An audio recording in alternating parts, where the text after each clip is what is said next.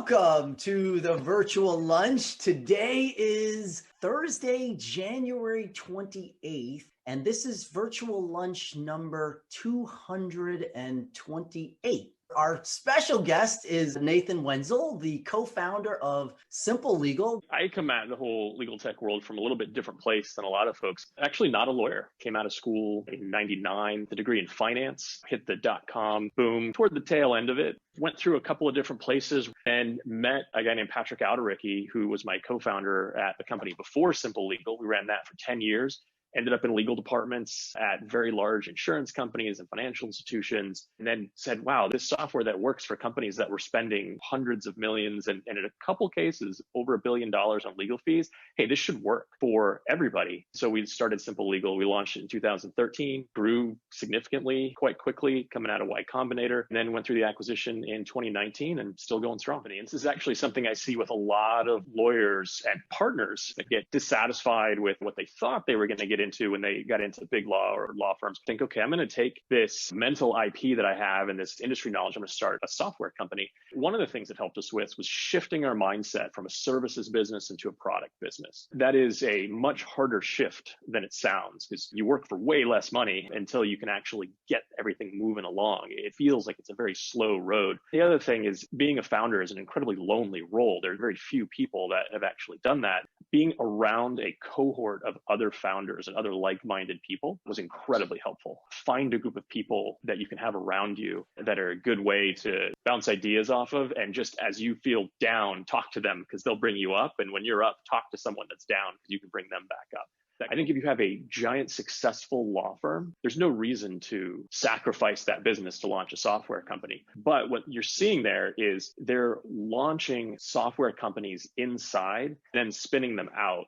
Now, the question is, can the partners they move over make that move and shift their mindset? It was from our consulting business. We worked with very large companies and we said, this is all really interesting stuff. And it's the same from company to company to company. Why is this only something we see at these very, very large companies? This should be available to regular companies. It should be available everywhere. And so this is primarily in the early days, e-billing, matter management, and these kinds of things. It still rings true today, like where our place in the market is Onit has a very configurable, workflow-based, highly customizable, like it'll fit to every nook and cranny of your business. On the other hand, SimpleLegal, we're going to have configurations, but you have to live within the guardrails. And if you do, fantastic. You'll be up and running really fast. It'll do exactly what you need. But if you start pressing against the edges of the software, well, then certainly we say, hey, we want to introduce you to our friends at Onit. They'll have a customized product for you. Well, when we were starting out, there wasn't much of a team. There was myself and my co-founder. We actually grew the business, just the two of us, to $300,000 in annual revenues, which is not the normal path for a Silicon Valley-based startup. Any heavy venture capital focused environment, they're going to pull in a ton of money, give it a shot and see how it goes. But when you treat the money like it's your own money, or if you're a partner that's going to be your own law firm, you're spending your own money.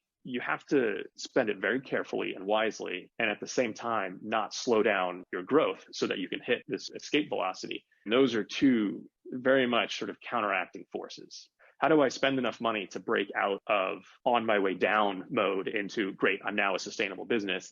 But how do I not spend so much money that I burn it all before I get there? So first, our prior business was bootstrapped. This one, we did raise money. So we went through Y Combinator, Startup Accelerator. They give you some money. But we did not raise much. This is another thing in businesses. You look at the press clippings or your friends are posting on LinkedIn, like, oh, look how great this is. They're only showing you 10% of the picture. So one, just mentally, you got to get yourself wrapped around. Not every headline and not every social media post is real. It's just you're only seeing a thin slice. So don't hold yourself to that picture. If you do that, you're going to spend all your money. And then I think about 2 years after Y Combinator, we raised a proper seed round and we had an investor. As we were going into that round, one of my favorite investors, Leo Polovets out of Sousa Ventures, told me, he said, look, you've got these great logos. It feels like you can turn the corner now and you can start putting some more of this money to work. And we were actually cash flow positive very early on because we spent nothing. We were so tight with that money. And he said, you start to put some more of that to work. You start to try some things. So no, not yet, not yet. But there is an inflection point where you want to experiment. So Leo and some of these others really helped us find, where do we experiment? Where do we start putting money to work, but not lighting it on fire? That inflection point, it's hard to know when you're there. Because if you think you're there and you start spending, you run out of money. If you miss it and you spend money too late,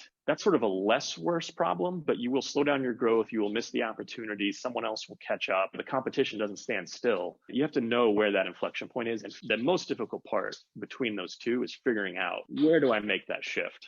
So first off, on the distributed side, we've been multi-office and we've had folks remote for quite some time. And there's a lot of arguments against remote of saying, how do I know my people are working? Well, how do your clients know that you're working? You're not sitting side by side with them. So trust is really key, and it's already here. You already have to have this level of trust. And if you don't believe people are doing great work for you, and you don't believe they're thoughtful with what they're doing, you don't believe that they're really part of the team, that's a problem that you have to take care of with or without this remote environment. Because the only thing you have is your team. If you don't believe that your team is really the best team around you, that first means making sure that they're in the right place to succeed. Is there a different job? Is there something different they can do that's going to fit to what they want to do better? Your job is to find that role, and your best bet is to find it at your company. And if it's not at your company, then it's your job, because you brought them in, to help them find that role someplace else. So when you talk about consultants, to generalize that out, when you buy a piece of software, first of all, people and process solve problems, not technology. Technology scales those solutions. So first, make sure you have the solution that you know is going to work through people and process, then buy the tech. That vendor's either going to handle that in-house or they're going to have it go outside. Both are fine. There's nothing wrong with either one. But don't forget that you have a change management challenge to solve as well. And then on the consulting side of business consulting, it's probably not a technology company that's going to do the best for you there. Other software companies have people that can help, because we've seen a lot of companies, but either someone internal to your own firm or your own company, or someone who is specifically a business process consultant or change management consultant. There is not a one size fits all. Everything, every part of a company, every company itself is unique once you get close enough to it. There's always a fantastic level of detail. And if you're a lawyer and you've always felt like, yeah, but the business, and yeah, but the revenue, yeah, but the money. If you think that, you can have an amazing career in legal ops and you can start right at the top. The other thing we see is the shift for those same types of lawyers, that same mindset from the GC to the C-suite, and not just the CLO, not just the chief compliance officer, chief risk officer, but COO. There are a number of these where you can make that shift, because in-house isn't where you go to stop recording your time. In-house is where you go because you want to push a business forward, because you have that same ambition, but now you've got this conviction in a particular company. So when you combine that ambition with that conviction and you place a bet, you can move your career in any number of ways. It's not a binary decision. You don't have to be running a startup or not. You can connect the dots of one project to the next. And the more projects you do, the more projects you'll get.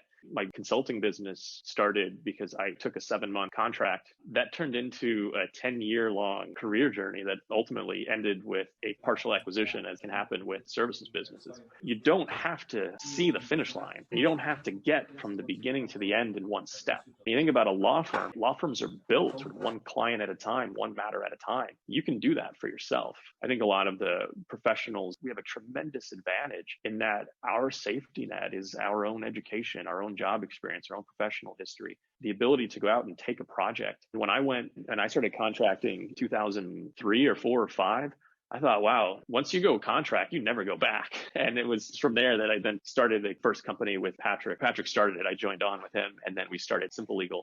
But you can give it a try. And if you do it and you don't like it, then you can go get a job. There's not always jobs available, but you have the education, you have the experience, you have the skill set. You'll be able to do that. As a consultant, I don't think I've ever had a project last less than 1.5, double the amount of time it was supposed to. Not because we went over budget, not because I couldn't get it done in time, but because the client said, hey, can you help me here? Can you help me here? If you do great work for someone, they're going to say, hey, I need help here. You can start, you can take that project, you can take control where it feels like you're out of control and it feels like you've lost control, because unfortunately for a lot of people, things are happening to us. Call 10 people you worked with in the past. I bet you'll get a project. Nathan Wenzel, everybody. Nathan, thank you so much for sharing this with us. And thanks to the Onit team for supporting these discussions. It's really a privilege.